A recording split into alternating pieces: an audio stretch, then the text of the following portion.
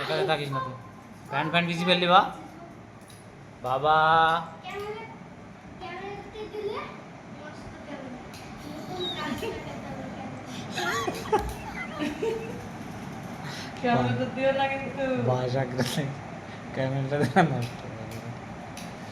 ক্যামেরাটা নষ্ট হয়ে যাবে সেটা বুঝেছি आलू का चालू बेटा बाबा। कहाँ गए थे? बैंगन की टोकरी में सो रहे थे করোনা যাস না তোকে দিবি আবার